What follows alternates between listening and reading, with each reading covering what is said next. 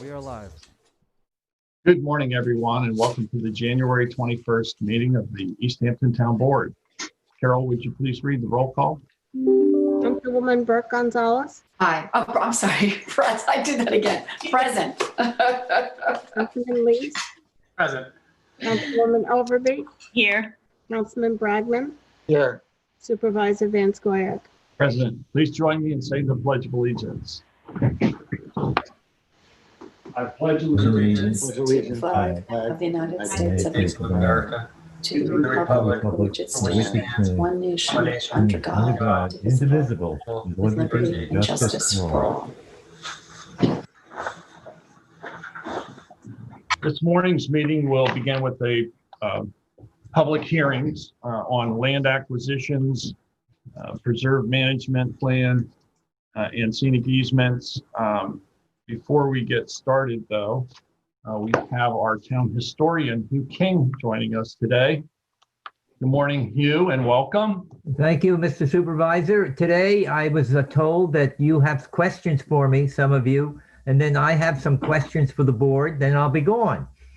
So we'll start with Councilwoman Gonzalez. You have a question? I do. So you had mentioned that, you taught at Spring School for 31 years. And so it led me to start thinking about the Springs Historic District, which is right over there. And what are some steps we could take as a community to ensure the vitality of the Springs Historic District? Well, first of all, does anybody know about the Springs Historic District? Has there been an article in the newspaper about the Springs Historic District? Have we had to have a tour? Maybe possibly a tour of the buildings or places that are in the historic district. I would be glad to do that. If we could arrange it after this thing quiets down a little bit. I think that's the first thing is, where are the buildings? What is in the Springs Historic District? I know where the signs are, but if we could have a list of the buildings, I would be glad to talk about them at one of the meetings too. What buildings are and why are they important? Great. Does that make sense? Now we could. It does. Yeah, I'd be glad to do that. Because I know it's our Spring CAC has its first meeting on Tuesday at 6 o'clock via Zoom. And this is something that, we've been talking about. So and maybe at some point too, down the road, we could invite you to the Springs, CAC, and you could, talk about some of the historic landmarks in our community. Yeah. And is there give a us list more of them? history. Is there a list of them? I don't have one personally, but I'm sure it exists. We would just have to look for it. I think the planning department would have it. Kathy. Yeah. Planning department? Yeah. All right. I can call them up, right? Sure. Yeah, I'll do that. Okay. Great. Thanks. I will get a list. Thank you. But I will do that. Okay. Great. Okay. Councilman Lees, are you there? Yeah, that's tough to follow up a great question like that. My question was more about ice harvesting, in a January that probably one of our coldest days out today or tomorrow, and we don't see as much ice on our ponds. I wanted to hear, potentially some of the history that of ice harvesting. And then secondly, I've always heard, I don't know if it's urban legend, that it used to freeze over so hard to Gardeners Island that individuals were able to drive their car from Girard Drive or Louse over to Gardeners. I just wanted to know if that was true or not. Yeah, it is true. If you go to the Star in the 1930s, like 1932, Clarence King and several others walked across to Gardeners Island. Unfortunately, on the way back, they had a little more difficulty because the wind picked up. Oh. And I believe I have read someplace that they drove a car over onto the island and back on the ice. Yes, that happened several times. Also, ice harvesting, if there's a great picture of it, I think, down at Durier's. I think they did a lot of ice harvesting in that place. And there are several ice buildings, ice houses still in existence. And you know where one of them is? Durier's. the Duriers, but there's another one right in the village. Really? In No, front of the no. LVIS building. You Really? look Oh, that yeah. little building? Little And small then if you go down Barnes Landing Road, and then you go down Denniston Drive, because it's named after D.M. Bell, Dennison Bell, who owned all the woods in Amagansett. You go up there, his carriage house is still there. Jack Kirkwood bought it, but there's an ice house there too. I think that little building is an ice house. Thank you. That's all I Thank you very know. much. Okay, Thank you. all right. Supervisor, by the way, I'm wearing Carlton's hat, you know. You know that. Okay, go ahead. Supervisor Van Scoyac. So Hugh, my question is, we've just had an inauguration, a new president. My question for you is, what two first ladies called East Hampton home? Well, Jacqueline Bouvier was born in Southampton Hospital, and her parents rented Rowdy Hall, the building that's called Rowdy Hall, for the summer or for a while. I can't remember. And of course, Julia Gardner married John Tyler after his wife passed away while he was in office. Those are the two that I know. Oh, you know who else went to school here, though? In Clinton Academy? William Henry Harrison's wife, Anna Harrison, went to Clinton Academy. She lived over on the North Fork. That's it. Excellent, Hugh. Okay. Thank you. We have Councilwoman Overby. And wait till you get your question. It's the most difficult one. Wow, thanks. So I'm going to ask you about windmills in East Hampton, and where was the first windmill in East Hampton, and how many windmills were in the whole, township at one point in time? Well, there still are. There are 11 still left. I think the first windmill was a horse mill. It wasn't like the windmills we have today, because in the town records, there's a comment about Vincent Meggs building the mill, but I think it was a horse mill where, the horse would go around. Then after that, they were called petticoat mills, or there was a windmill. It's like the one in Watermill that only had one set of gears, and the windmill would turn around. The whole windmill turned around. They were called post mills. There's a big one over it in Virginia. Where's the place in Virginia? Not Sturbridge. What is it? Williamsburg. Williamsburg, yes. There's a post mill in Williamsburg, but it's much bigger than they were. But there are 11 windmills.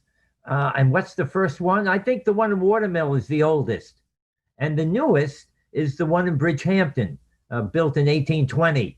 And that one has iron gears in it. I don't know if you've ever been in it. They don't open it that much. But it has iron gears in it. But the village of East Hampton has 3 windmills, and you can go in all 3 of them. Yeah. I mean, before the COVID thing started. Okay. Great, Councilman thank you. Bragman? Yeah, Hugh, I had a question. I wanted to know if you know who the proprietor of the Wainscott store was. Chauncey Osborne. And the store is still standing there, right? I know. And how long was he the proprietor? You got that right. And you got the pronunciation right. I did.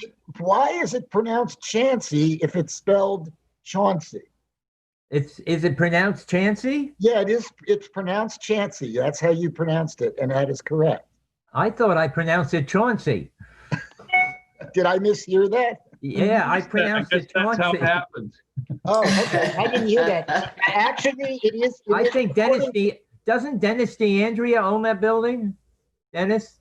Well, you just answered my next question, which was what descendant of his still lives in Wainscott? Yeah, Dennis. Yeah, Dennis went to East Hampton High School. He's a couple of years behind me. And do you know where at the top of the hill where Dennis lives? Yes. You know what was there at one time? No idea. Okay, that's my next question next time. Okay. All right. Thank you. Now I have questions for everybody, okay? Then I'm out of here. Are you ready? Yes. All right, Councilman Bragman, you're first today. Okay. Where was the Maidstone Inn? Ah, You know what I'm finding out? These questions I have are all too easy for you. yeah. No, really, that's how far we come. I have to make up a whole new list of questions. All right. Question for Councilwoman Overby. This is the hardest one. Okay. What was unique about the Orchard Beauty Shop? Good luck.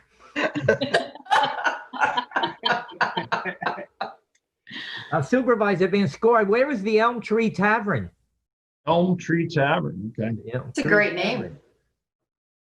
I'm guessing it was over by the elm, And there's something special about it too. which doesn't really limit it, given that Main Street was covered with elm trees. and Yeah, still well, does good have- luck.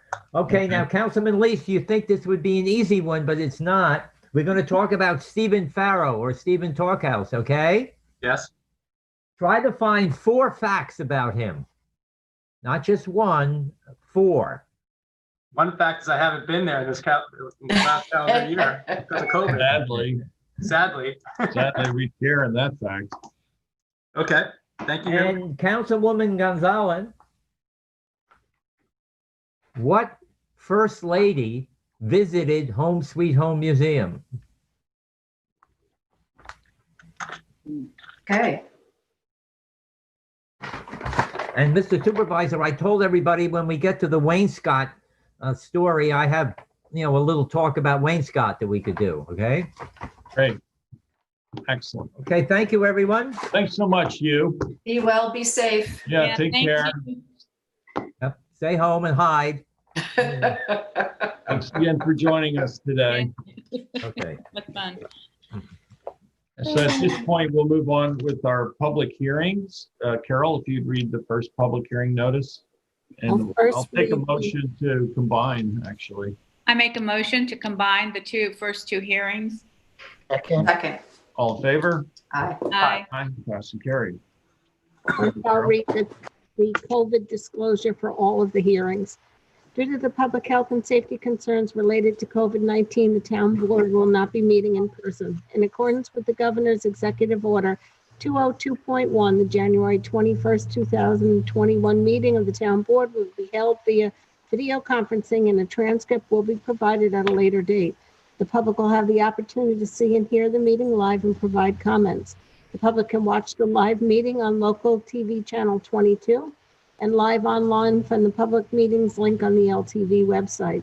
If any interested members of the public who would like to provide comments on the public hearing, comments can be called in during the meeting at the call-in number provided thereafter and on the town's website and displayed on the live feed at the time of the hearing, 351-888-6531. Pursuant to the requirements of the executive order of the governor of the state of New York, a transcript will be prepared of the public hearing and a copy shall be filed with the town clerk and placed upon the town's website. And comments will be accepted in writing by the town board to be received by email to cbrennan@ehamptony.gov or by mail to the town clerk, 159 Panago Road, East Hampton, New York, and actually received by the close of business on February 4th or 1 week after the posting of the hearing transcript, whichever is later. Please check the meeting agenda posted on the website for any changes to the instructions to access the virtual meeting or for updated information. Take notice that the town board of the town of East Hampton will hold a public hearing on January 21st at 11 a.m. and 159 Panago Road, East Hampton, or soon thereafter, as this matter may be heard on the proposed local law providing for the adoption of a revised community preservation project plan pursuant to section 64E of the New York Town Law, which provides for the preservation of open space, historic places, and recreational areas within the town of East Hampton, including the incorporated villages therein, to include approximately 1.16 acres of developed land located at 252 Gerard Drive in Springs, reputedly owned by Philip Way and identified on the Suffolk County tax map as 342-114. Take notice that the town board of the town of East Hampton will hold a public hearing pursuant to section 247 of the General Municipal Law and Section 64E8 of the Town Law of the State of New York on January 21st at 11 a.m. or as soon thereafter as this matter may be heard, to consider the town's acquisition for open space purposes with community preservation funds of 3 vacant and 1 developed property located at 240, 246, 252, and 256 Gerard Drives and Springs, reputedly owned by Philip Wehe and consisting of approximately 4.1 acres of land at a cost to the town of East Hampton not to exceed $3,600,000, plus reasonable survey title, prorated tax and recording charges. Said property being described on the Suffolk County tax map as 342, 1, 11, 12, 14, and 16. Thank you, Carol.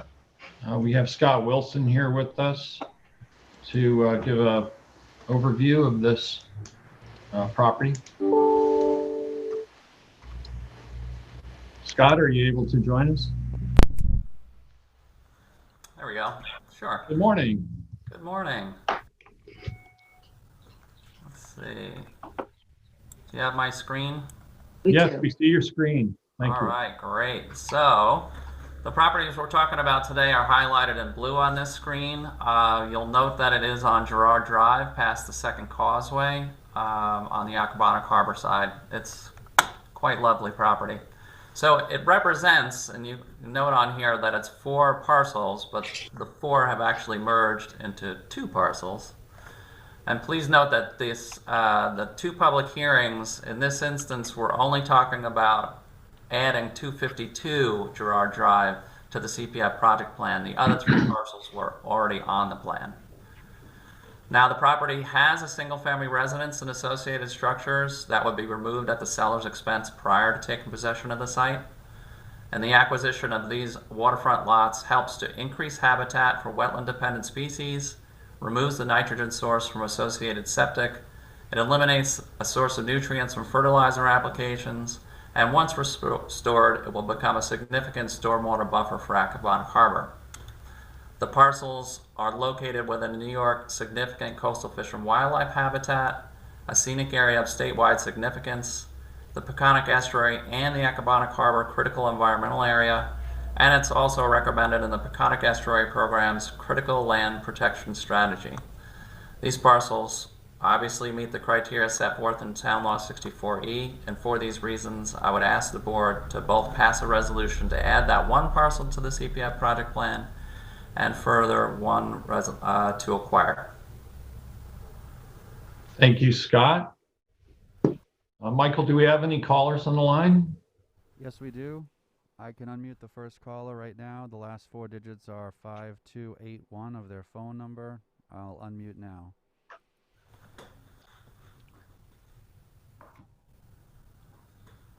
Hello, caller, with the last 4 digits 5281. You're live with the town board. Are you there? 5281, hello, yeah. Could you state your name, please? This is Mark Harrington from Newsday. Hello, Mark. How are you? We're taking comments on the Way acquisition public hearing. Do you wish to make a My comment? phone is not muted up. Can you hear me Are typing? you just listening in? Okay, so I don't have any public comments. I'm just listening. Okay, very good. Thank you. Moving on to the next caller. The last 4 digits are 6736. I'm unmuting now.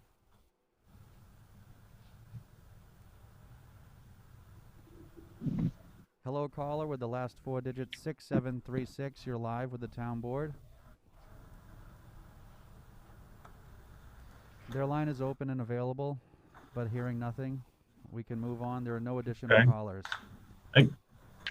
So no additional callers. I will entertain a motion to close. Motion to close. Sorry, I was on mute. Second. All in favor? Aye. Aye. Aye. Passed and carried. Thank you very much.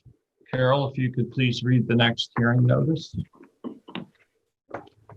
Notice is hereby given that the town board of the town of East Hampton will hold a public hearing on Thursday, January 21st, 11 a.m. or soon Thereafter, as this matter may be heard, to consider comments of all persons on a proposed draft management plan for the Hook Pond Cove Eyre Preserve located at 81 Ocean Avenue, Suffolk County Tax Map 301 13 10 17. Full text of the management plan is available for inspection on the town's website. Thank you, Carol. I believe we have our chair of the Nature Preserve Committee, Richard Whalen. Rick, are you on the line here? And do you have any comments or introduction of this? Good morning. Morning. By the way, there was great information earlier from you, King. Always, always. Fascinating. So this is first of all, thank you for having me. I'm here on behalf of the Nature Preserve Committee. The notice, the hearing on the first management plan. This is the former Ayer property, AYER. We also refer to it as Hook Pond Cove. It's a 1.06 acre parcel on the east side of Ocean Avenue in the village of East Hampton. It's immediately north of the main beach parking lot, which lies on the east side of Ocean Avenue. So that might orient people. It did have a house on it. The house has been removed. It's now basically open, but landscaped 1 acre lot. The idea here is to primarily have the village of East Hampton manage it. There will be access to both town and village residents, but it's not intended to be a very actively used property. The some of the vegetation will be removed, some of the landscaping, and basically it'll be maintained as a native meadow. That's the intention. There'll be no active recreation here.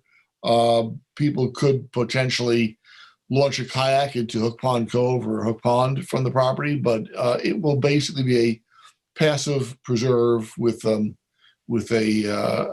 native a meadow as possible. That is the recommendation that's set forth in the management plan. If any of you have any further questions about it, I'd be happy to answer them.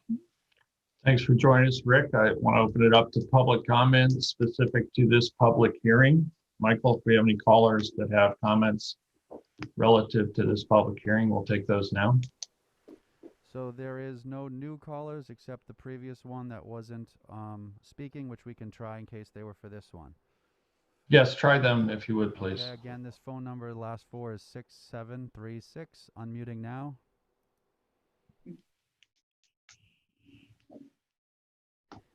Hello, caller. Last four digits of your phone are 6736. Are you there? Their line is open, but hearing nothing, we can move on. There are no new callers, Mr. Supervisor. I will entertain a motion to close. I'll take a motion to close pursuant to the governor's executive orders on open meetings transparency. Second. All in favor? Aye. Aye. Passed and carried. Moving on, please. Carol, if you'd read the next hearing notice.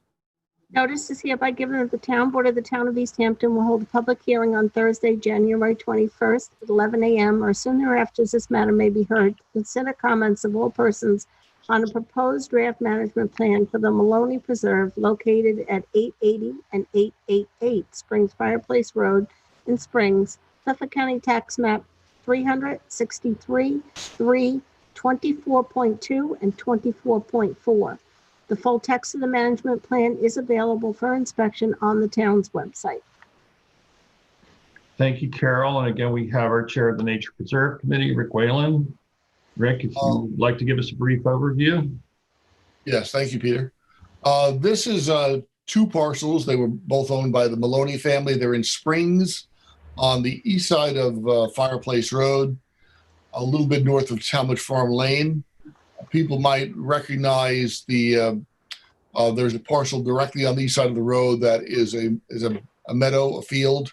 There's a sign there for the Merrill Lake Preserve, which is the Nature Conservancy Preserve, which actually lies beyond this property. It's the Merrill Lake Preserve is I think it's actually the first Nature Conservancy Preserve around Accabonac Creek. So this is a meadow that fronts that preserve, and then adjoining to it, kind of at a diagonal, it's a primarily wooded parcel that had the Maloney house on it.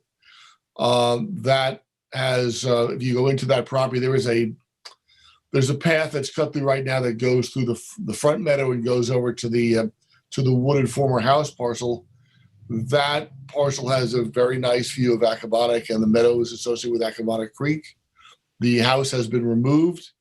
The main concerns, management concerns on the property, both properties, these are, again, contiguous properties, as stated in the management plan, are number one, to maintain that field or meadow that you see on Fireplace Road for scenic and aesthetic reasons, and then to remove a unfortunately fairly well-established stand of bamboo that was adjacent to the house site. So the one bit of active, well, the primary bit of active management that the town will have to do, the Nature Preserve Committee recommends, is to go in and get that bamboo out of there, because it has been growing and expanding over time. So we want to remove it and restore that area to eventually natural wooded state. Very beautiful property, about 5.5 acres in total. And as I said, it adjoins the Nature Conservancy's Merrill Lake Sanctuary. So it's a, very important preserved part of the Springs. Thank you very much, Rick. Mike will open up public comments on this specific hearing. Again, there's still only one caller on hold. Same caller. I will go back and see if they're for this hearing. The last four digits of that phone number are 6736. Unmuting now. Hello, caller with the phone ending in 6736. Are you there? Hearing nothing, Mr. Supervisor. There are no other callers on the line. We can move on. Thank you very much. Honored to motion to close. All in favor?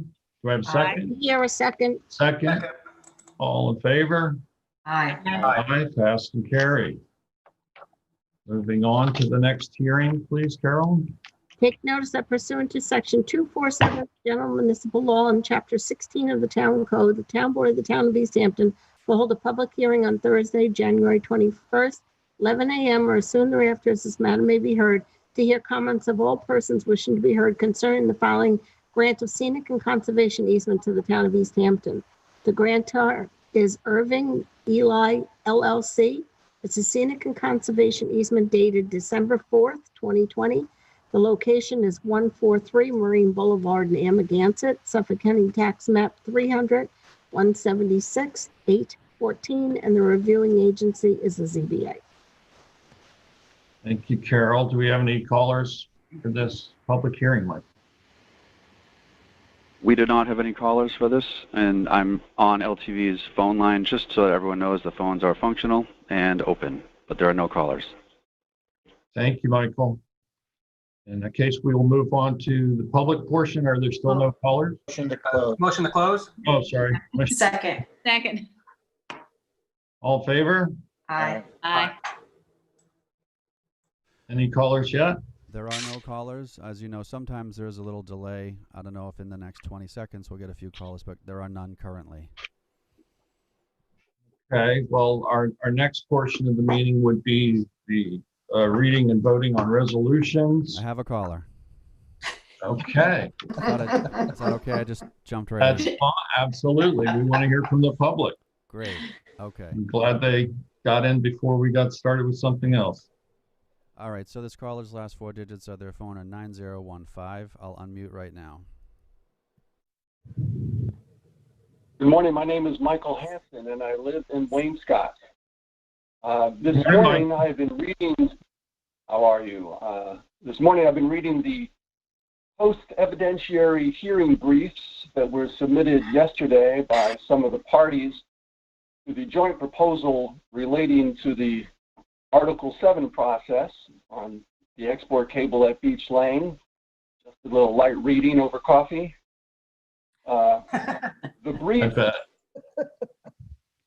briefs that carry the most weight in my mind, because they feel unbiased to me, come from our New York State agencies, the Department of Public Service, Department of Environmental Conservation, Department of State and their conclusions in these briefs are similar.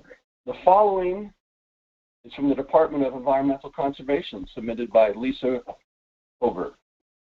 Quote, DEC staff is satisfied that the project, this is the, as we all know, this is the cable landing project, as described in the joint proposal, will ensure, to the extent practicable, the protection of environmental resources.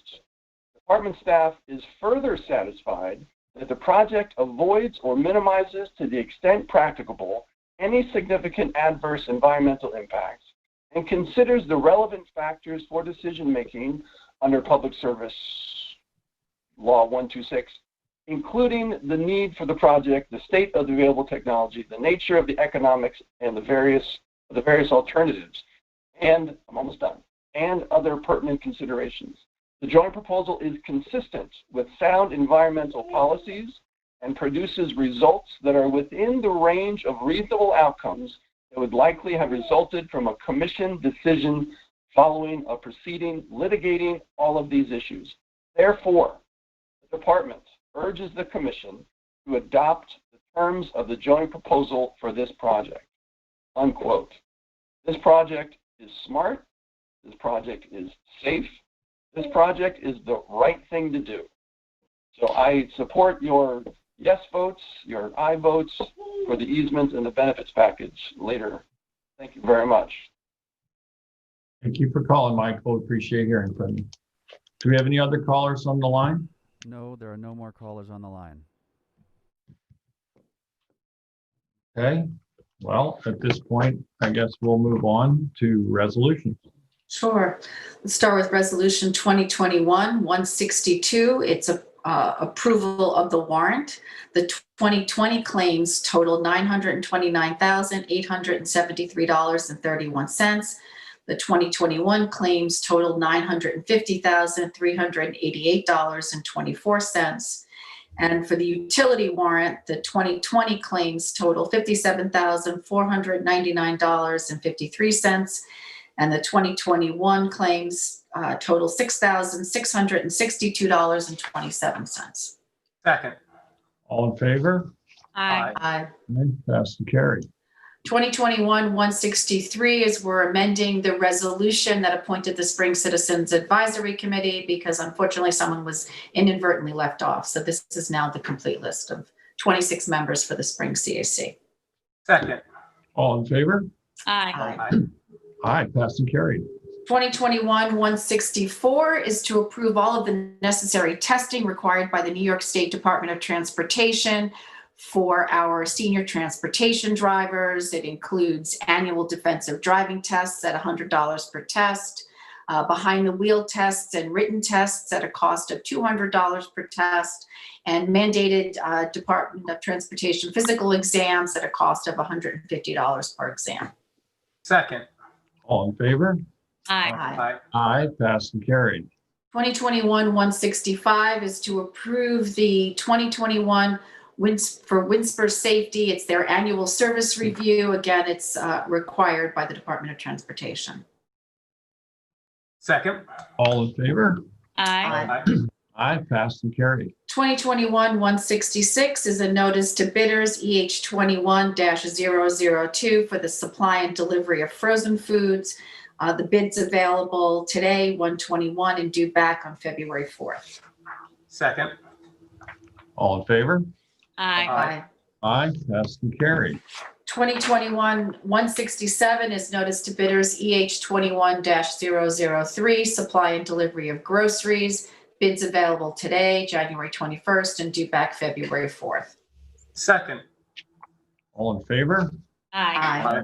Aye, passed and carried. Resolution 2021-168 is a notice to bidders EH21-004, supply and delivery of dairy products. Bid is available today, January 21st, and due back on February 4th. Second. Favor? Aye. Aye, passed and carried. 2021-169 is to execute an agreement with Havers Govern it's for the calendar year 2021 for the town's land management software. It's the calendar year that the expense is $120,923.81, and it's 80% of that cost is accrued to the A fund and 20% to the B fund. Second. All in favor? Aye. Aye, passed and carried. 2021-170 is to authorize the placement of a little free food pantry on town property. I brought this up in my liaison report on Tuesday. This is being sponsored by the Neo-Political Cowgirls in conjunction with their January Girls Workshop. And we're looking to place it at the senior center located at 128 Springs Fireplace Road. Second. All in favor? Aye. Aye. Aye, passed and carried. And we thank the 20 girls. Yeah, 2021-171 is to retain Paul Tepes of Tepes Consulting in Montauk to assist us with the processing of the police reform and reinvention survey. The cost is not to exceed $640. Second. In favor? Aye. Aye, passed and carried. Thank you, Kathy. David, you have resolutions to offer? Yes, I would like to offer resolution 2021-172. This is to schedule a public hearing to designate the second house and barn as historical landmarks. We recently heard this in one of our work sessions, and we're going off of a proposal by Robert Heffer dated November 9th for this recommendation. I'd like to put a scheduled public hearing for Thursday, February 18th, 2021 at 11 a.m. Second. All in favor? Aye. Aye, passed and carried. I'd like to offer resolution 2021-173. This is the 2021 CPF Management and Stewardship Plan. This is the schedule of public hearing. We recently just heard this past week in our work session. I would like to schedule the public hearing for February 4th, 2021. I think we have to amend that to 2 p.m. Yeah. Second with as amended. All in favor? Aye. Aye. Aye, passed and carried. 2021-174 is a budget modification for refuge and recycling. I discussed this on Tuesday's work session, where due to the overwhelming use of the town's recycling center by individual self-haulers, based on through the fall and winter, based on COVID-19, we need to resolve that the remaining balance of $197,257.23 is appointed from the SR fund surplus. So we're doing a bunch of budget line modifications to subcontractor costs and a total amount of $283,853.23. Second. All in favor? Aye. Aye, passed and carried. 175 is a budget modification for highway department, where we're taking $5,000 for highway striping, other equipment, and subcontracting, $5,000 from each line, to uniforms in the amount of $15,000. Second. All in favor? Aye. Aye, passed and carried. I'd like to offer 2021-176 is this to extend the agreement for audit services for the Community Preservation Fund. The RFP was EH 2018-107 to Cullen and Danowski LLP, and this will be for this calendar year 2021. Second. All in favor?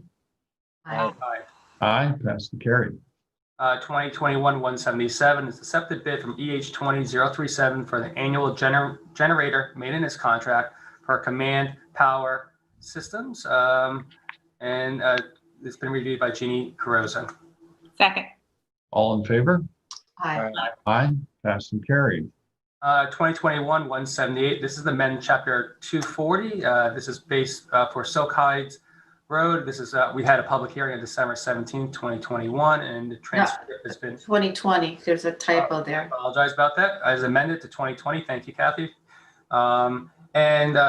This pursuant to open meetings laws of COVID-19, we posted a transcript for the appropriate amount of time. And this would be putting no parking onto certain sections of Southampton Road. Sorry, no stopping onto certain sections of Southampton Road. Second is amended. All in favor? Aye. Aye. Aye, passed and carried.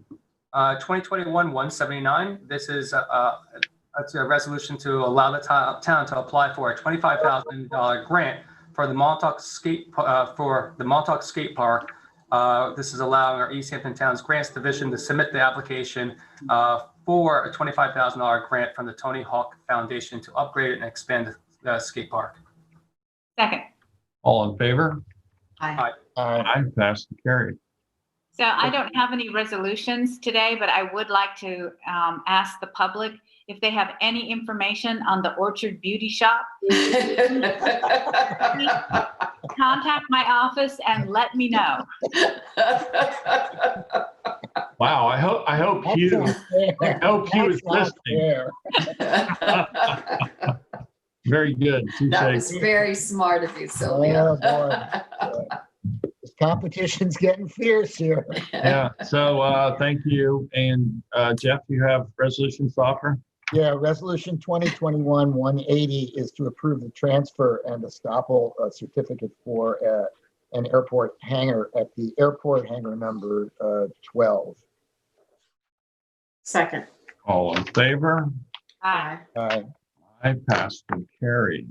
And Resolution 2021-181 is to accept a bid for snow plowing from Southampton Excavation and Site Development, which was the lowest bidder that met the specifications. And the charges are $9,975 for 0 to 4 inches, $15,975 for 4 to 8 inches, $24,575 for 8 to 12 inches, and $29,000 for 12 plus inches. So get your bets in now. Second. All in favor? Aye. Aye, passed and carried. And my bet is going to be 0 to 4. I probably should have said that out loud. We'll be plus 12 now. I know. Thank you, Jeff. Resolution 2021-182. It's a notice of public hearing, Promised Land Fire District for 2021. Resolved the public hearing be held on Thursday, February 4th at 2021 at 2 p.m. or soon thereafter, as the matter may be heard. Second. All in favor? Aye. Aye, passed and carried. Resolution 2021-183 is notice of public hearing. East Hampton Road, Sag Harbor Fire Protection District 2021. Also to schedule a public hearing for Thursday, February 4th at 2 p.m. or soon thereafter as the matter may be heard. Second. All in favor? Aye. Aye, passed and carried. 184 is a notice of public hearing to amend UR map EH10. And that public hearing is scheduled for February 18th at 11 a.m. 2021. Second? All in favor? Aye. Aye. Aye, passed and carried. 185 is a resolution adopted subject to permissive referendum authorize the easement agreement with Southport Wind LLC. If you'll indulge me, I will read this resolution. Okay. Whereas Deepwater Wind South Fork LLC, Deepwater, which recently changed its name to South Fork Wind LLC, South Fork Wind, has been proposing to develop an offshore wind farm in federal waters over 30 miles east of the town of East Hampton, New York. The wind farm for purposes of delivering power to an existing LIPA substation located at Cove Hollow Road in East Hampton, which wind farm, together with its related offshore and onshore facilities, are collectively referred to as the project. Whereas the project, as proposed, will be connected to a substation by means of a subterranean export cable and related facilities, which will be installed through property of the trustees and the freeholders of commonality of the town of East Hampton at the Ocean Beach at the end of Beach Lane, Wainscott, and within the town road right-of-ways in the town of East Hampton and other rights-of-way. Whereas in connection with the project, a joint public hearing was held by the town and the trustees on May 17, 2018, to consider a proposed community benefits agreement, grant access and utility easement agreement, the lease agreement among Deepwater, now South Fork Wind, the town, the trustees, and the record was held open for 2 weeks by the town board, 4 weeks for the trustees for the submission of written testimony. And whereas the town has held an additional public meeting on January 12th to consider execution of the proposed host community agreement, HCA, among the town and the trustees, the South Fork Wind and a proposed easement agreement between town and Southport Wind. And whereas various environmental organizations expressed support for renewable energy project and submitted comments or testimony to that effect, stressing the need for clean sources of energy, renewable energy, the environmental impacts of continued fossil fuel use, and the ability to identify and mitigate any potential impacts from the project, including Renewable Energy Long Island, the Sierra Club, Group for the East End, Citizens for the Campaign for the Environment, the National Wildlife Federation, Surfrider, and Defend H2O.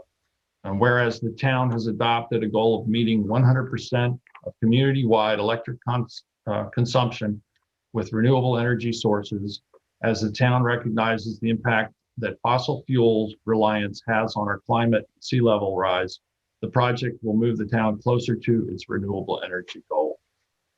Whereas the project constitutes a major utility transmission facility, which requires certificate of environmental compatibility and public need pursuant to Article 7 of the Public Service Law.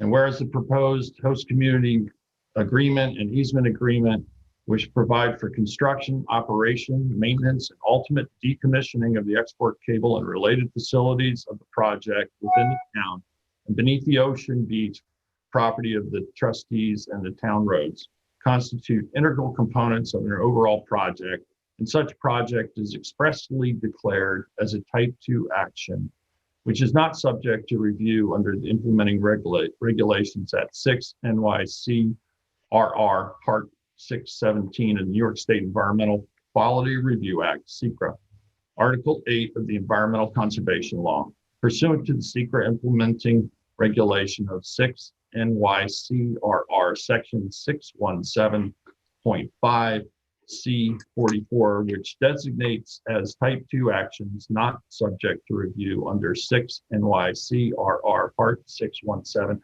actions requiring a certificate of environmental compatibility and public need under Articles 7, 8, 10, or 10 of the Public Service Law, and the consideration of granting or denial of any such certificate. And whereas full environmental review of the project and its various components is being undertaken as part of this Public Service Commission's review of the project for issuance of a certificate of environmental compatibility and public need.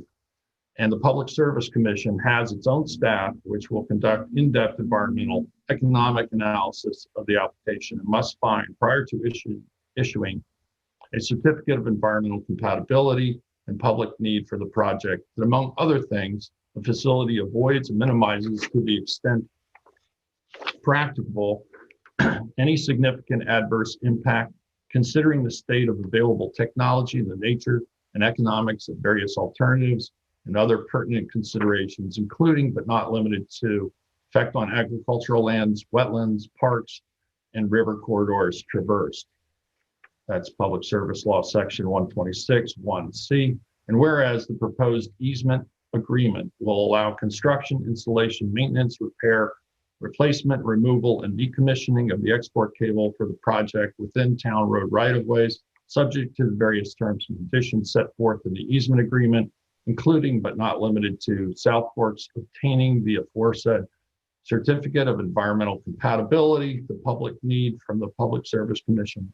And whereas the town finds the Southport Wind Project and execution of the aforesaid easement agreement are in the best interests of the town and are consistent with the town's adopted goals of achieving 100% renewable energy, and therefore be it resolved that the town supervisor is hereby authorized and directed, subject to the permissive referendums requirements of Article 7 of Town Law, State of New York, and execute the easement agreement with Southport Wind LLC in the form annexed hereon, hereto, for the use of town road right-of-ways and set forth therein for the installation of the Southport Wind Project export cable and related facilities to connect the wind farm to the Cove Hollow substation.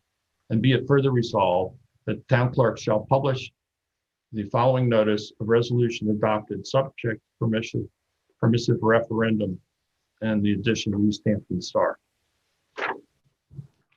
Second.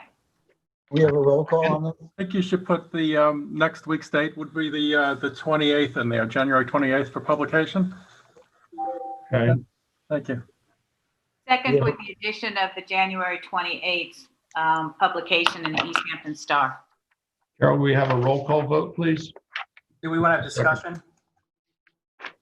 Sure, of course, Dave. Jeff, do you want a discussion or did you want a roll call?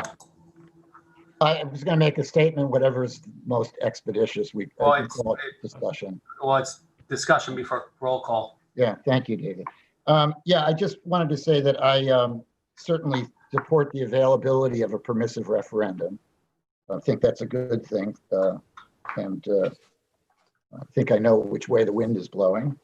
But I'm going to, I cannot join in voting for the resolution on the grounds that I've stated previously, that I think that our action should await the conclusion of the Public Service Commission findings. I think it's clear that waiting to actually execute the easement will not in any way delay or hamper the review.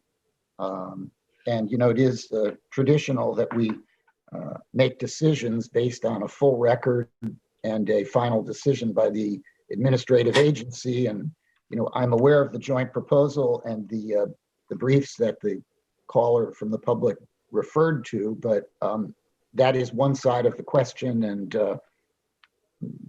I think we've seen that the time that we've taken to get to this point has helped us better understand the project. And I think that will continue, and that the appropriate time to actually vote and convey the easement is after the final decision by the PSC. Thank you, Jeff. Anyone else want to make a comment at this point? I would like to make a comment. Yeah, go ahead, Kathy. I'll make a comment later. So we know it's happening and we know why. Carbon pollution from fossil fuels is warming our planet and throwing natural systems out of balance. We don't have to look far to see the results right here in our community. Storms are becoming more likely, more dangerous, and more costly, claiming our shoreline, flooding our roadways, and challenging our infrastructure. Heat waves are more common, more severe, and longer lasting. And the migration north of the southern pine beetles are causing damage to our landscape and our wildlife habitat. Climate change is threatening the health of our families and our community, and it will continue to threaten our well-being. Addressing these threats is not a political issue, but a moral and practical one. While the impacts of the climate crisis are far-reaching, solutions exist that can help us improve our quality of life here and around the world right now. We need urgent action to cut greenhouse gas emissions and speed the shift to renewable energies like solar and wind. We need to decarbonize our economies, and we need to do it as rapidly as possible, as we are a vulnerable coastal town. I have before me as an elected representative of our community an opportunity to act or not on the easement agreement and host community agreement for the Deepwater South Fork wind cable landing, and I see no reason to delay. I am more than satisfied with the exhaustive review that has taken place, as these agreements are comprehensive and highly detailed documents that have been adjusted, amended, and fine-tuned over the course of several years. For me, landing the cable at Beach Lane in Wainscott is the best, most practical landing site for our community, as it is the shortest route and will cause the least impact on the town of East Hampton as a whole. And I'm not alone in my thinking. Yesterday, a number of involved parties submitted initial briefs, and I'd like to read an excerpt from the filing submitted by the Department of Public Service staff. It reads, on October 8th, 2020, the staffs of the New York State Department of Public Service, the New York State Department of Environmental Conservation, the New York State Department of Transportation, the New York State Department of State, the New York State Office of Parks, Recreation, and Historic Preservation, among other parties, submitted signature pages in support of the joint proposal and its appendices without exception. Certain other parties did not support the joint proposal, and an evidentiary hearing was conducted on the contested factual issues raised in this case, mainly the potential for groundwater contamination and the feasibility of alternative routes. In this initial brief, Department of Public Service staff recommends that the Public Service Commission adopt the provisions of the joint proposal and its appendices in their entirety, rejects the requests to consider any alternative routes, and issue a certificate of environmental compatibility and public need to Deepwater South Fork, subject to the proposed certificate conditions and other requirements contained in the joint proposal and its appendices for the construction, operation, and maintenance of the South Fork Export Cable Project pursuant to New York State Public Service Law, Article 7, close quote. To read the entire brief, as well as all the documents pertinent to the application before the PSC, I recommend that folks go to the New York State Public Service Commission's website and enter case 18 T as in Tom 0604. As we've said all along, these are conditional easements, meaning that South Fork Wind's rights will be subject to and conditioned on the issuance of all permitting from federal and state agencies, including the New York State Public Service Commission and the Bureau of Energy Management. For me, it's time. So today, with my aye votes on the South Fork Wind Easement Agreement and Host Community Agreement, I will lead my community toward a healthier, more sustainable future for our families and for generations to come. For the health of our community, I support executing these agreements. Thank you. Thank you, Kathy. Any other board members wish to say? I just have a short statement, and I just want to say that I am proud that to have my name associated with the first wind power project in New York State. Signing the easement agreement has special meaning to this town and its citizens, as we are leaders in reducing climate impacts. We are leaders as we write the process for other communities to follow. We are leaders as we all understand the short-term inconvenience for the long-term health of our oceans, our own properties, and our entire waterfront community. I want to say a special thank you to those who will be inconvenienced. I know this project will bring some unwelcome disruptions. I believe the easements mitigate those disruptions to just the off-season as much as possible. I thank those in Wainscott in particular who asked to have, and they did ask the hard questions, who challenged the project. Through their involvement, I believe we have a better easement agreement through many, many, many drafts. And I am proud of this final project, and I am proud to approve it. Thank you, Sylvia. David, did you have a comment? If you don't mind, I got, overall, on September 14, 2018, the applicant filed this application for a certificate pursuant to Public Service Law 122, seeking to construct and operate and maintain the project. I have done a lot of research on this since that time frame, if not even before that. And a lot of excerpts I'll be mentioning come from the application, the joint proposal, Bowen's draft DEIS, briefs, and much of it just through thorough research that I've done, time consuming. The 138 kilovolt electric export cable proposed to connect the South Fork Wind Farm, located offshore in federal waters on the outer continental shelf, to the existing mainland electrical grid in East Hampton. It's a project to include both offshore submarine and onshore segments, as we're all very much aware of right now. But prior to the 2018 submission of the application, there was years of outreach, design, engineering, public discussion among potential stakeholder groups. And that process continues and will continue for the near and long-term future of this project. It has to continue. On July 18, 2018, the town council voted on a memorializing resolution to support the application of that time Deepwater Wind offshore wind project. And I voted with the minority of the board for many various reasons that I enumerated on that day. Many of them I still have concerns with. The primary factors of my decision on that date was there was a lack of information in overall design, construction management, decommissioning, construction design, and fisheries protections that would include a design comp and mitigation plan. As I stated then, if this was to a very much lesser degree, if this was an application to the ZBA, which I was a full-term member, I would have deemed it incomplete and would have denied the application for lack of information. Since then, a lot of information has now emerged to the application in the Article 7 process, and through involved the parties' meetings, evidentiary hearings, and personal research and outreach. Fisheries was one of my main considerations here. The commercial fishing fleets are important to the coastal communities of the Mid-Atlantic and New England regions by generating employment and income for vessel owners and crews, as well as by creating the demand for shoreside products and services to maintain these vessels and process the seafood. Too much to my delight, the joint proposal also minimizes impacts of the fishermen by requiring fisheries community outreach programs as part of the environmental management and construction plan. I'll refer to that as an EM and CP from now on.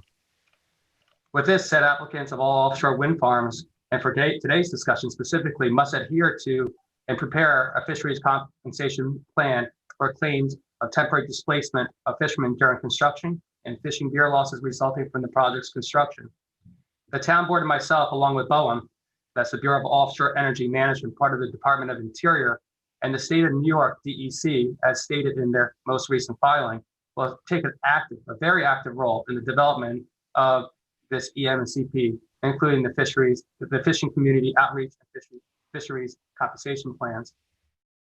These comp plans for me are focused on East Hampton ported vessels. I've stated this since the beginning, but also for all the fisheries in the lease area that include vessels from the states of Rhode Island, Massachusetts, Connecticut, and let's not forget our neighboring colonial community, Southampton, and others potentially on the North Fork. I also want to make sure that we look at the cumulative effects of the wind farms on our fisheries, not just in this one small specific wind farm, even though we might be the first. You can witness this if you want to read the joint proposal, specifically when it goes to paragraph 102, section E. The fisheries compensation plan will include a protocol for fishermen to submit any gear losses claims resulting from the project's operation, as well as other phases of the project. Additionally, the joint proposal requires the applicant to conduct a series of studies at various stages, pre and post construction, and during the project operations. These will go into sediment, sampling, fisheries study work, monitoring, EMF studies, benthic sampling, and more. More specifically, based on recommendations from the town's Fisheries Advisory Committee last year, 2019, the town went out to an RFP for assistance in developing and producing a fisheries conflict mitigation plan for our local ported vessels. Unfortunately, we had no respondents to that, so we have reached out for additional help. But this time right now, the best thing we can do is continue to move forward and then also make sure that we are fully engaged through the continuation of the Article 7 process. As described in BOEM's long 600-page plus draft environmental impact study, it's a snoozer at times, but it's actually well worth your time if you're interested in this project. The amount of fishing activity that could be affected during this project's operational management is only a small fraction of the amount of fishing activity that happens in New England and the Mid-Atlantic regions. While I don't completely agree with this statement, it is the cumulative effects of all the offshore wind projects that I am concerned with.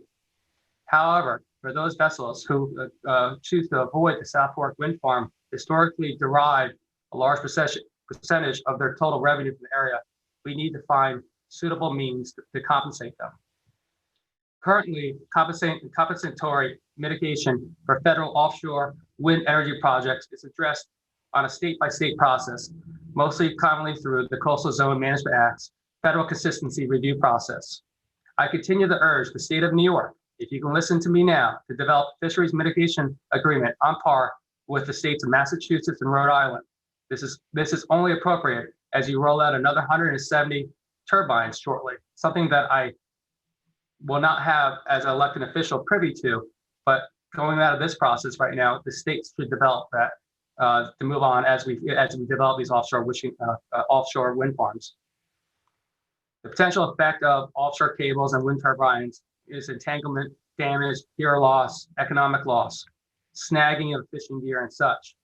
The draft EIS and also the joint proposal looks at this in depth, making sure that their cable placements for the first 3 years are surveyed and biannually after making sure that BOEM Deepwater Wind will provide cable monitoring reports 45 days, within 45 calendar days, to make sure that gear conflict for fishermen will be able to create predictable lanes where these boats can go, and making sure those are all plotted on surveys. There are at least 7 other undersea cables that are buried in the seabed west of the lease area and offshore, the southport that the southport export cable will cross. These mostly go to Europe and our communication wires. So there's many of them out there. So this is nothing that the fisheries haven't been used to, but anything new in their cumulative way has to be addressed. The need to protect essential fish habitat is not only paramount on the construction phase, but also during the deconstruction. To my research and belief, these have been addressed sufficiently in the draft EIS, and I will continue to engage. Vessel safety. Potential impacts of fishing access and safety is extremely important right now, and I think this is something, again, as the cumulative effect we have to look at. Under current regulations, the United States Coast Guard is responsible for determining any type of safety and exclusionary zones around any structures placed in the open ocean. The United States Coast Guard has stated that they do not plan to create these exclusionary zones except for during construction, which means fishermen will have full range to fish in those areas except for when it's unsafe during the construction phases. Then, hence, fisheries should be compensated for that potential work loss. To further ensure navigational safety, all structures will have appropriate markings and lightings in accordance with the United States Coast Guard, the International Association of Marine Aids and Navigation and Lighthouse Authorities guidelines, and wind turbine locations would be charted on NOAA charts and include physical and virtual AIS in each turbine. Some fishing vessels operate in or near the Southport wind farm might experience what we call radar cluttering or shadowing. Most instances of interference can be mitigated through proper use of radar gain controls. These are all things and mitigations that we have to make sure that industries, just not of Montauk, but also in our surrounding states, are well aware of. All of our turbines will be equipped with safety devices for the FAA, Coast Guard related recommended lighting. And again, we will make sure everything's surveyed so we know where the displacement cables would be. One of the most important aspects of fisheries I need to continue to stress right now is looking at our vessel transit lanes. The vessel transit lanes have been looked at individually per project, but again, we have to look at the cumulative effect. There are multiple other wind farms that are going on, and I'll list them later on. During the draft EIS, BOEM evaluated a 4 nautical mile vehicle transit lane through the lease area. I would say that we should expand that. And we should make sure that we don't just look at vehicle transits that transitional from Montauk, but also coming out of the ports of New Bedford and further up the coast into Massachusetts, Connecticut, and through. There are not just freighters, fisheries, but there's also United States military that move through these areas. And the wider berth that we can give all these individuals that are on our high seas, the safer it will be. I think BOEM should continue to work with and listen to RODA, the Responsible Offshore Development Association, to lay out a proposal for this and listen to their recommendations right now. And I know that other wind farms are working with them to develop transit lanes that are at least 4 nautical miles wide, if not larger, and multiple ones then too. The safe transit for mariners through the wind energy area is a key issue for fishermen with regard to offshore wind farm development. And in the United States currently, the regulatory process do not require any specific project design conditions to allow for fishermen to safely transit through the wind energy areas. We need to make sure we stay on this. There was recently a letter from the Department of the Interior from their solicitor, Daniel Giorni, excuse me for mentioning it incorrectly, that stated that determined that either fishing or vessel transit constitute reasonable uses of the exclusive economic zone and high seas and territorial seas. The Secretary has a duty to prevent interference with this. I would agree with that, but I don't believe it's a reason to delay this project moving forward and us potentially signing on to the easements. But it does have to be vetted out continuously. And I applaud the Department of the Interior to continue to look for this and work with other constituents and individuals in the fishing industry. Again, lastly, on this topic, the transit lanes should be wider. I will continue to push for this, as we all should continue to look at the cumulative effects of multiple large-scale offshore wind farms. To continue on, the on-land construction. We looked at this for archaeological sensitivity. We looked at construction for the littoral drift zone, the tidal wetlands, the CEHA, the coastal environmental hazard area for the sea-to-shore transition over the export cable. The applicant has laid out an application that will avoid the tidal wetlands and avoid the CEHA during the construction impacts associated to the adjacent areas during the construction by utilizing HDD drilling and different methods. Such potential impacts are typically associated with construction projects. However, the project will employ best management practices for all of this. The proposal also requires the applicant perform geotechnical field investigations that will also look at the potential presence of PFAs, PFOs, and contaminated materials, and make sure that if they do find any, that they are properly disposed of through best practice management. The town has the local waterfront revitalization plan. One notable aspect of the East Hampton's LWRP is a designation of many areas and sub-areas of scenic area of statewide significance, otherwise known as SAS. The Beach Lane area is located in a sub-unit of SAS. The project design is for underground installations of conduits, cables, vaults, cable splicing, thus avoiding any significant visibility of the project following the construction. I believe that they've met the needs of the LWRP moving forward. Public access is of extreme importance to myself and many of the residents and freeholders of the town of East Hampton. The construction process here would, in best practice management, is to minimize the potential disruptions to public access and the uses of the beach during construction. This is proposed in the certificate condition 95, which would require the applicant maintain continual pedestrian and vehicular use of the beach lane parking area and access to the Wainscott Beach, except for needed when in times of delivery and the setup of the HDD equipment. Noise. The proposed conditions now in the EMCP include noise controls and design requirements that must be achieved in goals. This has been stated and worked through with our outside engineering firms to make sure and design a noise control plan that provides day of time restrictions and based on the East Hampton Town Code. It also requires the applicant to maintain strong communication and public outreach with the adjacent neighbors to minimize impacts and provide for the continuous construction noise monitoring terminal. As stated in 2018, I was worried about the decommissioning. In accordance with applicable regulations, BOEM approved the conceptual decommissioning plan that would give them up to 2 years to decommission the project. Furthermore, they would have to vet and bring on qualified independent engineers licensed to practice in the state of New York that would go through a plan, and that plan will be actually continuously updated as the years move on, and specifically also the money that would be funded toward that plan will be evaluated to make sure there's enough money to decommission the project if it's determined to do so, if the lease was not extended. Active farming. I have some great friends that are farmers in our beautiful hamlet of Wainscott. They asked many of the questions, and this is specifically to them. I believe that the active farming will not be disturbed by the installation of this project. My long-term views on this, as I conclude right now, is that the record demonstrates there's a project, that this project is needed. We are here to transform the future of East Hampton and our planet for my children and East Hampton generations to come. BOEM estimates that the underwater noise from the construction of these turbines would take up a cumulative area of 7,000 square miles. We have to look at cumulative effects and continue to press on that. Revolution wind, Southport wind, Sunrise wind, Ocean wind, Skipjack wind, Vineyard wind, Mayflower wind, Bay State wind, Empire 1, Empire 2 with 90 turbines, and another 170. We have to look at the cumulative effects on our environment of all.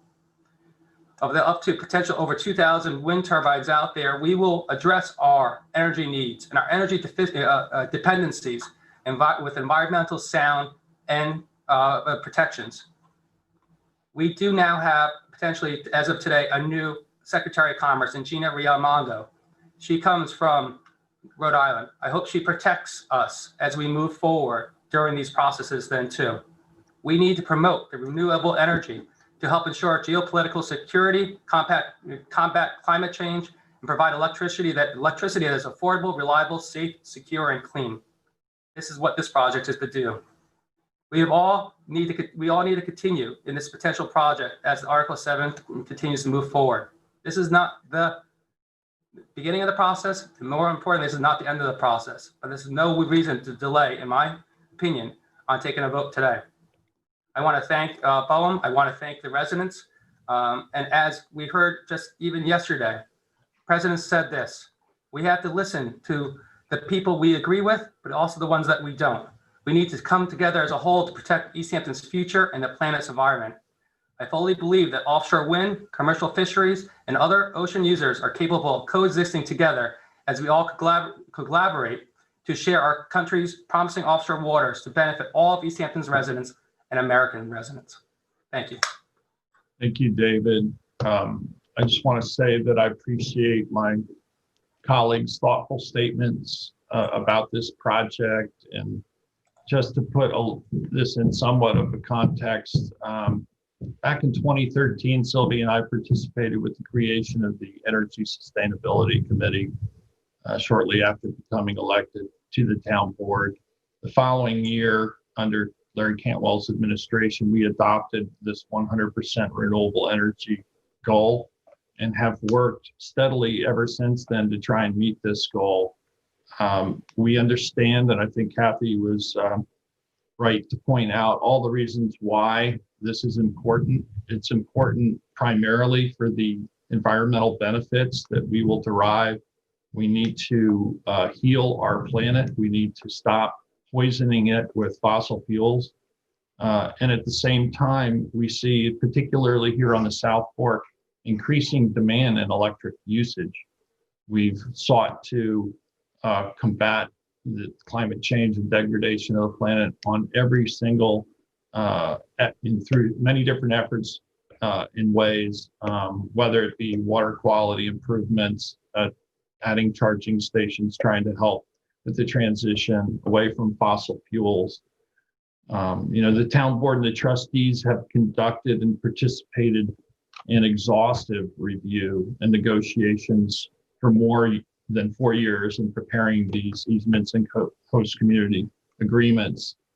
There have been no less than 24 public meetings held by our respective boards, not to mention the countless citizens advisory committee meetings, forums, and lengthy and ongoing public service commission review, as well as review by the Bureau of Ocean Energy Management, which will be ongoing.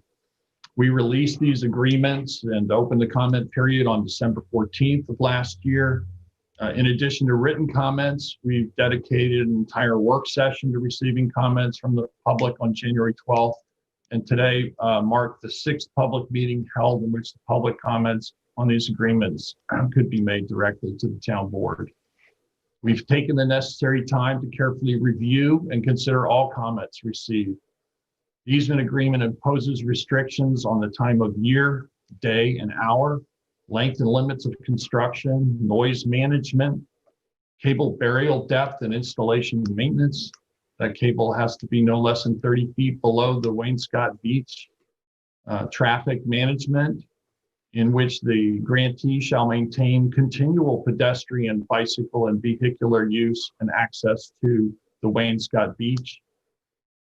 To review animal and habitat protection, watercourse and wetlands protection, soil handling and erosion control, petroleum and hazardous waste, dewatering, stormwater protection, groundwater and well protection, utility facilities protection, vegetation, tree, pest, and invasive species management, airborne dust and debris control, lighting, cultural, historic, and archaeological remains, electrical and magnetic field, EMF, and independent third-party oversight and supervision requirements on cable construction, maintenance, and decommissioning activities for the project.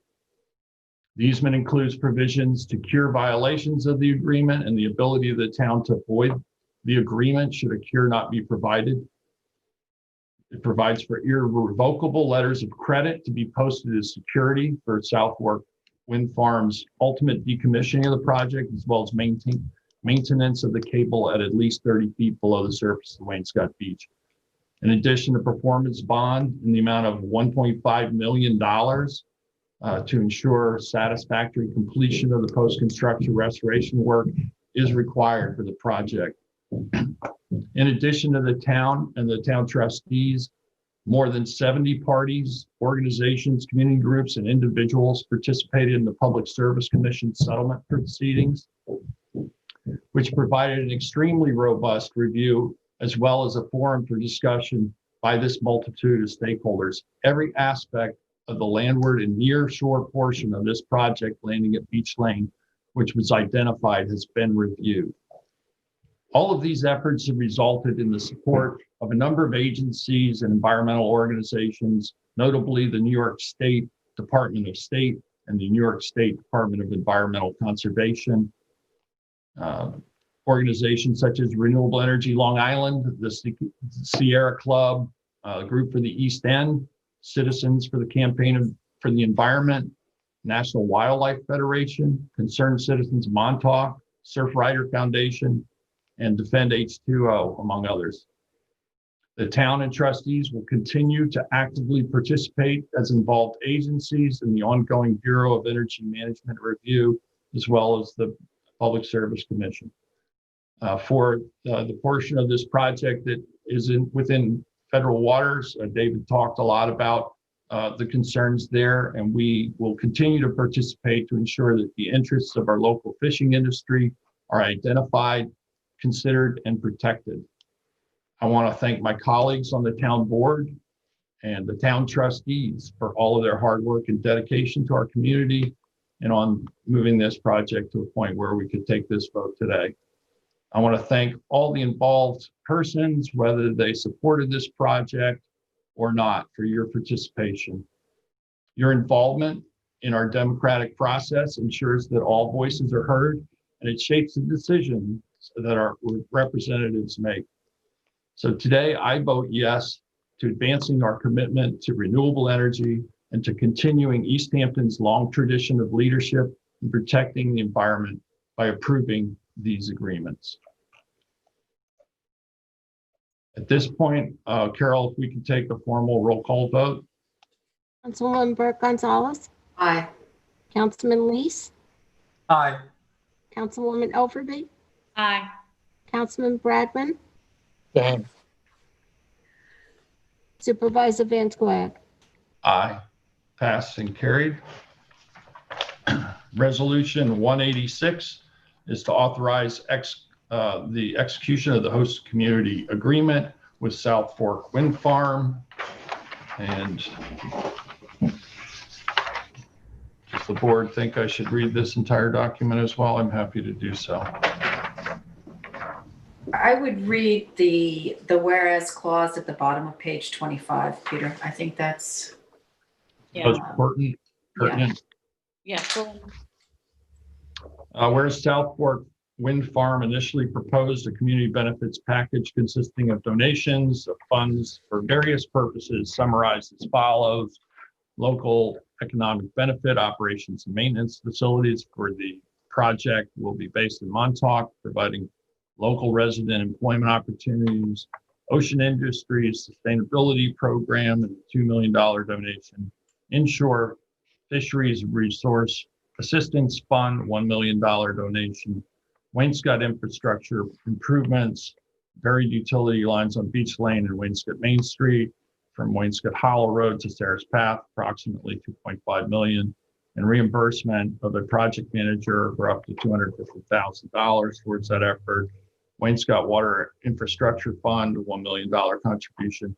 Fisheries liaison for the length of the project. Marine Infrastructure Management Improvement Fund, $75,000 annually for 20 years, representing $1.5 million. Energy Sustainability and Resilience Fund, $200,000 contribution, and a minimum value for the foregoing was estimated at $8.45 million. And whereas town trustees and the town and town trustees have continued negotiations with South Fork Wind Farm, both on the terms of the joint proposal to the Public Service Commission pursuant to Article 7 of the Public Service Law and the draft HCA Host Community Benefits Agreement.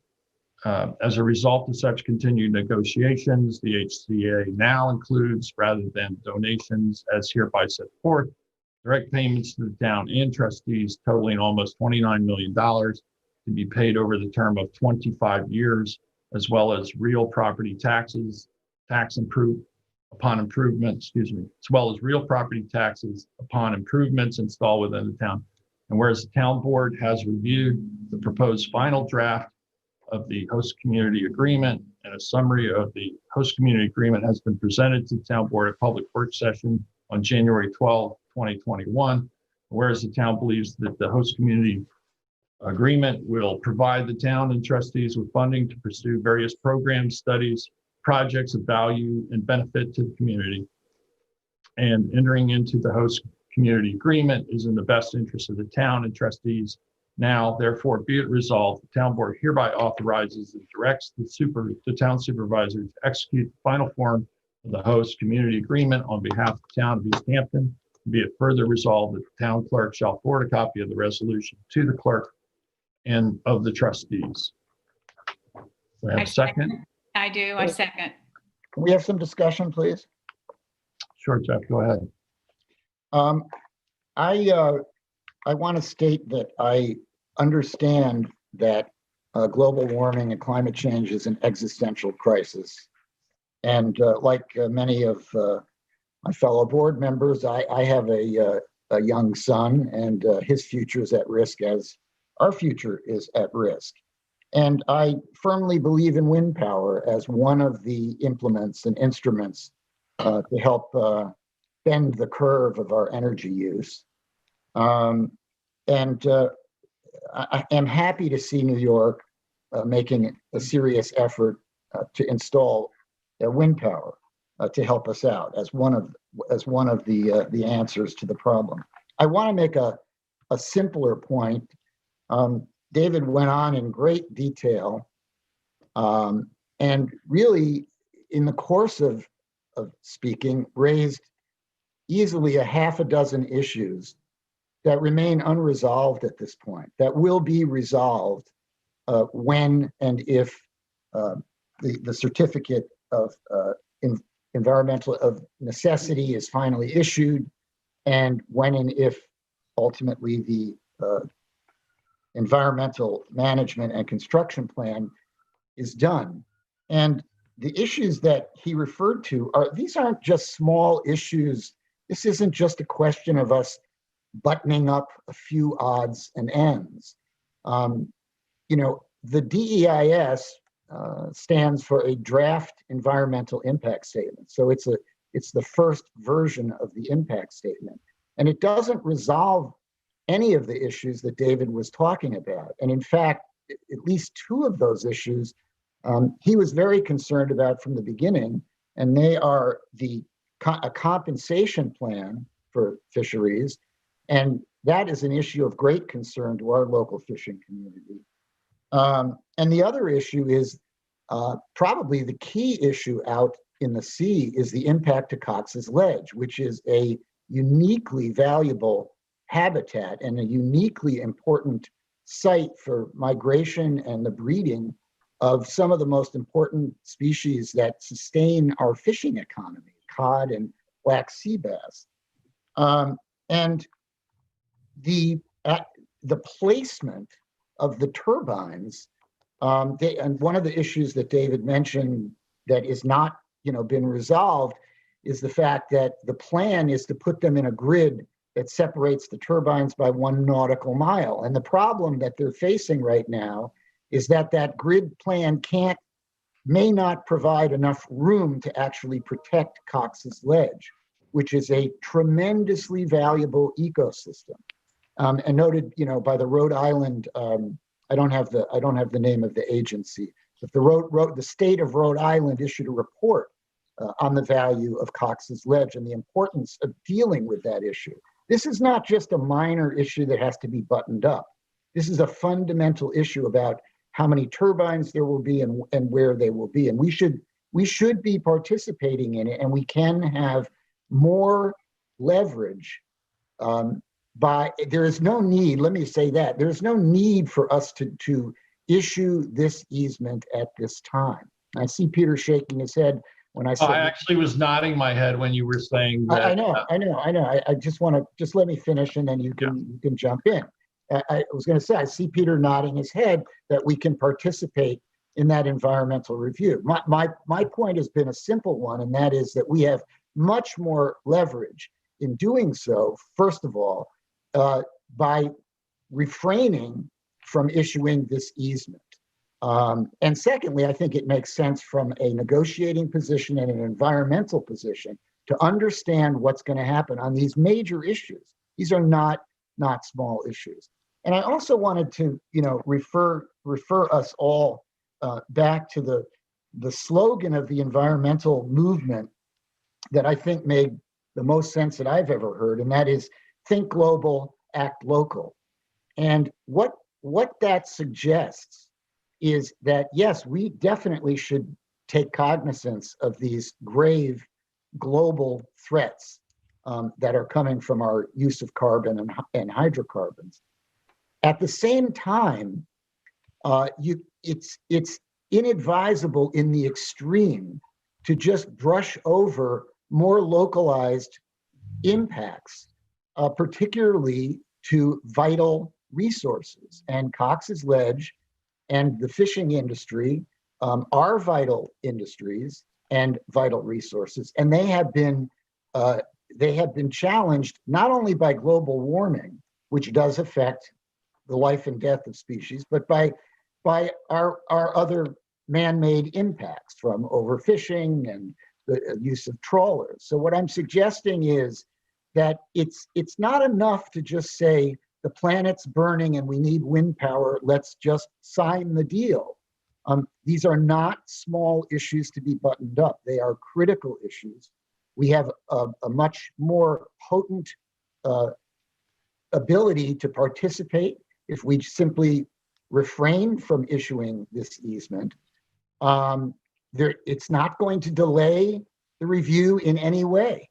And to quote, the agencies that are on board and, favor this at a point when the deciding agency has not dealt with a fundamental issue like the impacts of the turbines on Cox's Ledge, how many there will be, where they will be, whether they can have micro siting, and hasn't dealt with such issues that are important to us, such as a fishing compensation plan, just doesn't make sense from the standpoint of being an active participant.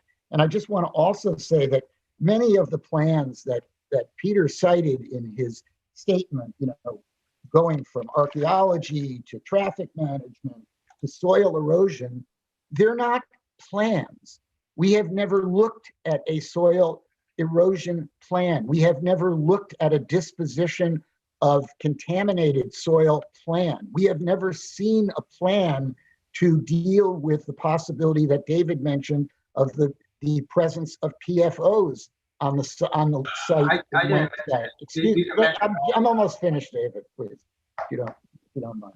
Sure, So sorry. what I'm suggesting is that, where the rubber hits the road is when we see an actual plan. Where the rubber hits the road is when the Public Service Commission actually resolves the issue of Cox's Ledge, and we should be in there as a Wait a player. minute.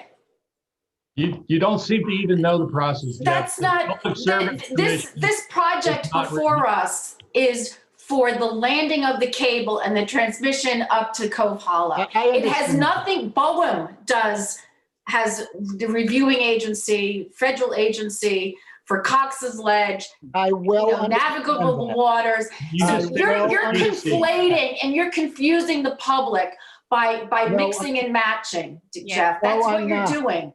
What No, is I'm the not. charge? What is the charge of the Public Service Commission? And I will. What is the charge of the Public Service Commission? The Public Service Commission is looking at the landing and the connection.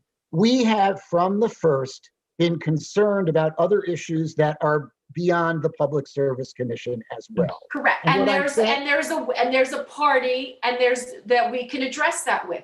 This And, is well, a project for excuse the me. landing. No, you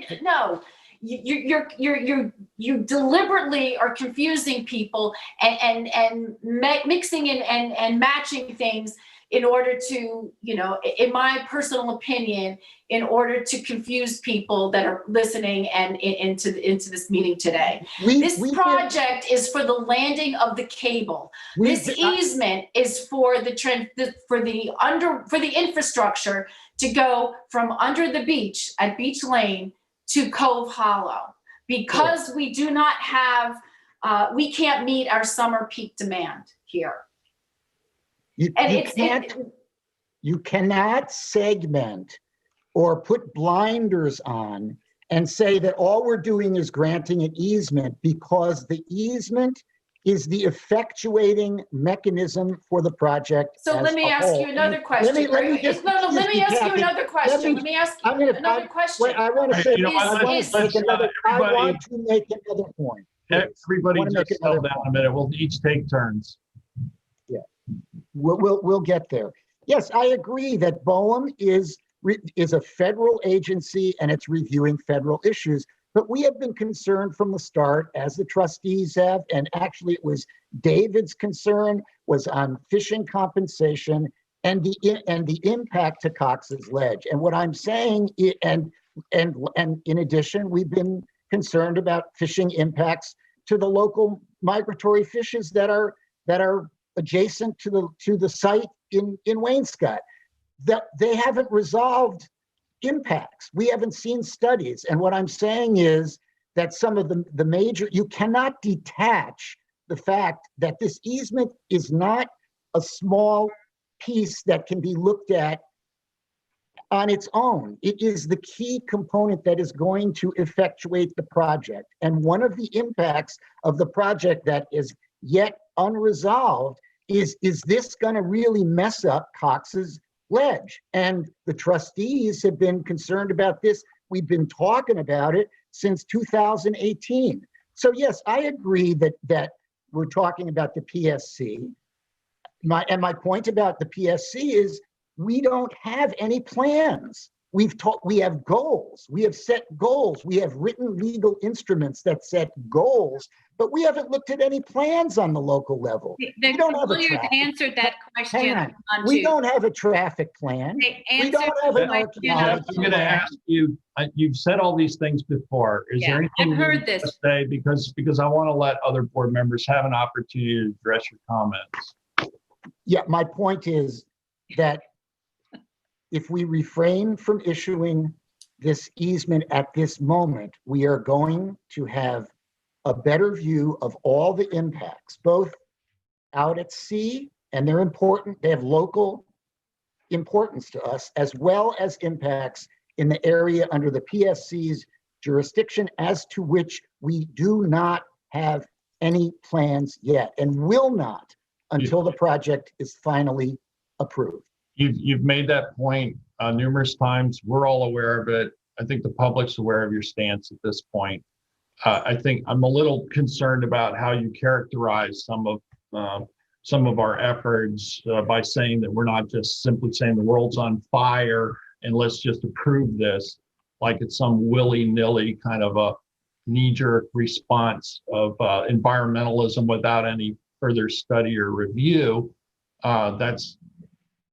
That's completely contrary to what we've done here. You've enumerated ongoing concerns that we have. You've made the point that you feel that we should hold back and not make any agreements at all, or even signal support for the project until this winds its way all the way through the end of BOEM. That process is ongoing. Frankly, it's beyond our jurisdiction, federal waters. I think we've been primarily focused initially on the direct impacts to East Hampton and achieving the goals that we've set as a community and achieving those. That's our starting point.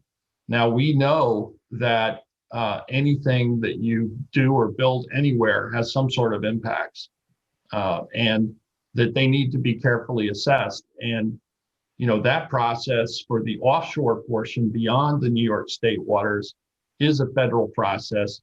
We are an involved agency. The town trustees are an involved agency, and we do have concerns, and we've been making them known. And we will continue to lobby for the best protection, identifying, what fishermen's concerns are, particularly any environmental concerns that we have, and we're going to continue in that process. But to somehow say that we should wait and try and leverage our approval for the landward portion when we've received all the comments from our community, and our community has let us know that they want this. And I understand there are people who object, people in Wainscott who will be negatively affected by having construction going on in the off season, for some period of time. there will be some inconvenience. But the ultimate result in Wainscott is going to be, there are going to be some manhole covers within the roadway, and we're going to have enough clean renewable energy to supply electricity to 70,000 homes on the South Fork. So, I think weighing all the information that we have to date and all the review to date and identifying problems, we've already seen that our involvement has caused for the separation of these turbines offshore to 1 nautical mile because of concerns about traffic and circulation of fishing vessels and being able to have harvest there. Cox's Ledge, as I said the other day in the meeting, is a name on a chart, and it's describes a large area. It's not a specific tiny little spot. It is a region, if you will, and some of that region is quite significant, and some of it is not nearly as significant, and there's a gradient in between. And we are concerned and will have continued input as to the siting of turbines within that lease area. But what we're really focused on here today is a response to our own community and our goals, specifically within our jurisdiction and purview. And we've had this discussion numerous times. I think a number of the board members came to this with an open mind, without any real push one way or another. We've been patient, we've reviewed it, we've looked at it, we've taken the advice of many experts. And at this point, I'm comfortable with moving on. And not everybody has moved off of their initial point. I think a lot of us have grown through this process and we've learned a great deal.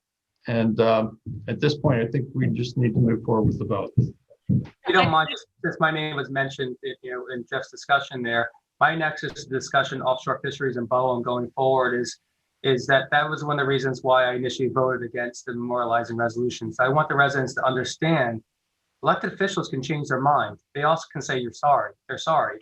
I changed my mind based on research and thorough research and information that has come out there. And there's still a lot of active work that I'm going to do based on the work that has to be done, including, I want to thank Brian Hooker, Mary Boatsman from Bowen, and also, participating in their public hearings that are upcoming next month. So there's still a lot of work to be done. But as far as this easement right now, I'm very comfortable with the information that I have received in the last 2 years right now to move forward. So that's why I bring it together. Thank you, Peter. Thank you, David. At this point, Carol, would you do a roll call vote, please, on the matter? Councilwoman Burke Gonzalez. Aye. Councilman Lees. Aye. Councilwoman Overby. Aye. Councilman Bragman. Abstain. Supervisor Vance Goya. Aye, passed and carried. Resolution 187 is provisional appointment to environmental analyst Samantha Klein, and that will be at an hourly rate of $29.15, $60,650.72 annually, at grade 28 starting step for 40-hour work week, and that is effective retroactive to January 14th. Second. Favor? Aye. Aye, passed and carried. Resolution 188 is a status change for Director of Code Enforcement. Resolved that Don Kolf, Department Head, Director of Code Enforcement, hereby change status from his full-time position to temporary part-time in this title at an hourly rate of $50 an hour. Second. Retroactive January 11th. Second. Sorry. All in favor?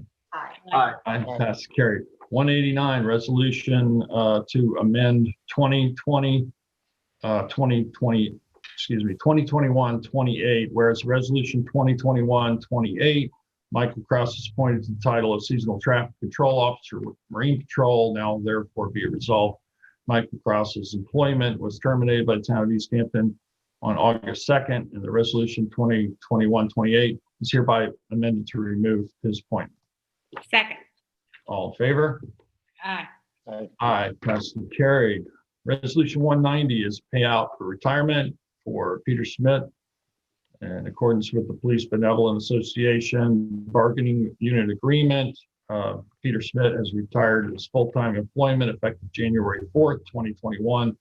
And audited time records indicate he's accrued vacation time, balance of 23.5 days, accrued sick time, balance of 152 days, and accrued personal time of 8 days, 16 days of holiday pay, including 3 worked holidays, and night differential balance, and therefore be it resolved, Finance Office has been authorized to issue check through payroll for the appropriate account for vacation time in the amount of $12,722.85, sick time in the amount of $82,292.48, personal time in the amount of $4,331.18, holiday time in the amount of $8,164.28, and night differential in the amount of $6,734.13 for a gross total of $114,244.92 for Peter Schmidt's